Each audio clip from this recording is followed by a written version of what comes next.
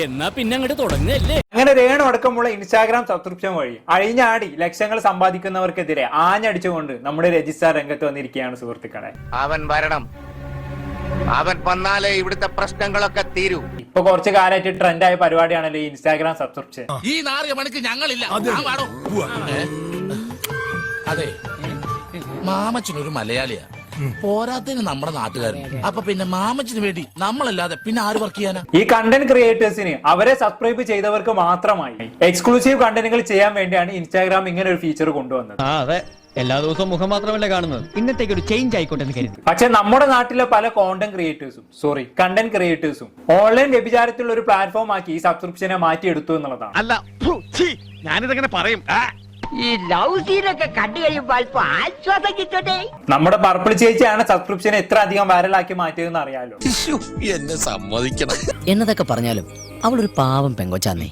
നമ്മളെ കൊണ്ട് ചെയ്തു കൊടുക്കാൻ പറ്റുന്ന സഹായങ്ങളൊക്കെ നമുക്ക് ചെയ്തു കൊടുക്കാം. വേണം വേണം വേണം വേണം അത് വേണം. വാണം വിട്ട പോലാണ് ചേച്ചിയുടെ സബ്സ്ക്രൈബേഴ്സിന് എണ്ണം കുതിച്ചു കയറിയത്. ഇതൊരുമാതിരി മറ്റടുത്ത പരിപാടി. ഇതങ്ങനെ വിട്ടാ പറ്റില്ലല്ലോ. അതിനൊപ്പം തന്നെ ചേച്ചിന്റെ വരുമാനവും അടിച്ചു കയറി. മാസം 1 കോടിയിലധികമാണ് സബ്സ്ക്രിപ്ഷൻ വഴി മാത്രം ഇപ്പൊ പർപ്പിൾ ചേച്ചി ഉണ്ടാക്കുന്നത്. നീ കുറെ നേടുന്നുണ്ടല്ലോ. അങ്ങനെ പർപ്പിൾ ചേച്ചി തുണി അയച്ച് കോടികൾ സമ്പാദിക്കുന്നതിനിടയിലാണ് നമ്മുടെ സാക്ഷാൽ രേണു സുധി ഈ രംഗത്തേക്ക് കടന്നു വരുന്നത്. ഞാൻ ഈ വീഡിയോ ചെയ്യുന്ന സമയത്ത് രേണു സുധിക്ക് 2663 സബ്സ്ക്രൈബേഴ്സ് ഉണ്ട്. ഒരാളിൽ നിന്ന് മാസം ഈടാക്കുന്നത് 150 രൂപയാണ്.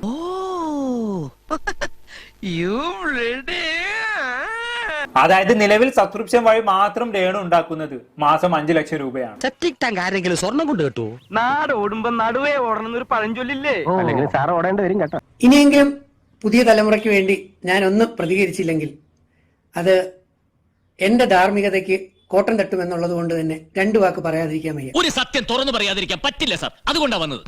കുറച്ചുപേരുടെ അധപ്പതിച്ച പ്രവർത്തനങ്ങളാൽ പുതിയ തലമുറ നശിക്കരുതെന്ന് ആഗ്രഹിച്ചുകൊണ്ടാണ് 2 വാക്ക് പറയാൻ പോകുന്നത്. നിന്നെ പോലുള്ള അല്പജ്ഞാനികൾ ജീവിച്ചിരിക്കാൻ പാടില്ലടി.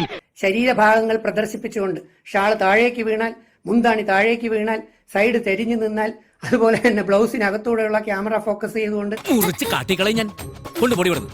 സ്വയം മ്ലേച്ഛമായ തരത്തിൽ ശരീരഭാഗങ്ങൾ പ്രദർശിപ്പിച്ചുകൊണ്ട് പണമുണ്ടാക്കുന്ന കുറെ കുട്ടികളല്ല കുറെ വ്യക്തികളുടെ എണ്ണം കൂടി വരുന്നില്ലേ എന്ന് നിങ്ങളൊന്ന് ആലോചിച്ച് നോക്കുക. അല്ല, ഇമാതിരി ആളുകളോട് നമ്മൾ വഴക്കൂടെ പോയിട്ട് കാര്യമില്ല.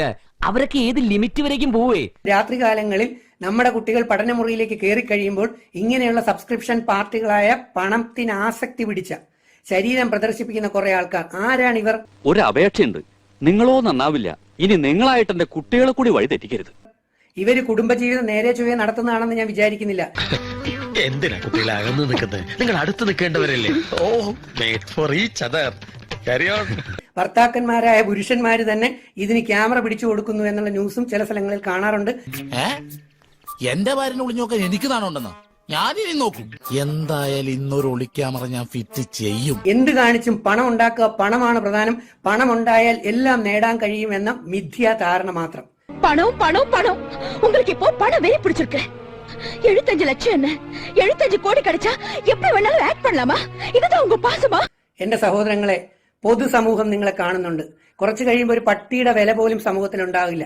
ഇനിയിപ്പോ നിന്റെയൊക്കെ ഗതി എന്താവുന്നോ എങ്ങനെയാവുന്നോ ആർക്കറിയാം. ഈ പറയുന്ന സബ്സ്ക്രിപ്ഷൻ പാർട്ടികൾക്ക് മക്കളുണ്ടെങ്കിൽ ആ മക്കളുടെ കൂടെ പഠിക്കുന്ന കുട്ടികളെ ഓർക്കുക. എന്നെ കഷ്ടല്ലേ, കോമൺ സെൻസ് ഇല്ലാത്തതിന്റെ കുഴപ്പേ. ദൈവാനുഗ്രഹത്തോട് കിട്ടിയ സൗന്ദര്യങ്ങളെ നാട്ടുകാരുടെ മുമ്പിൽ പ്രദർശിപ്പിച്ച് ആസക്തമായ കണ്ണുകളോടെയും മനസ്സുകൊണ്ടും ചിന്തിച്ച് പലരും ഈ ശരീരത്തിന്റെ പല ഭാഗങ്ങളും ആഗ്രഹിച്ച് ഷാജി കേട്ടാ ഇവിടെ ഈ പ്രദർശിപ്പിക്കുന്നവർ അറിയുന്നില്ല. ഒരുപക്ഷെ നാളെ ഇവർക്ക് ക്യാൻസർ ഉൾപ്പെടെയുള്ള മാരക രോഗാതി പീഠകൾ പിടിച്ച് ആശുപത്രിയിൽ ഈ പണം പോകുമെന്നും ഡോക്ടർമാർക്കും മെഡിസിൻ ഈ പണം പോകുമെന്നും. പോത്തിനോടാണോ വേദം ഓതുന്നത്? പാച്ചേട്ടാ, അവമാനിക്കരുത്. ഞാൻ നല്ലൊരു കുടുംബത്തിൽ പറഞ്ഞവനാണ്. നീ നല്ല കുടുംബത്തിൽ പറഞ്ഞു, ഞാൻ പിന്നെ മറ്റേ കുടുംബത്തിൽ പറഞ്ഞാണല്ലോ.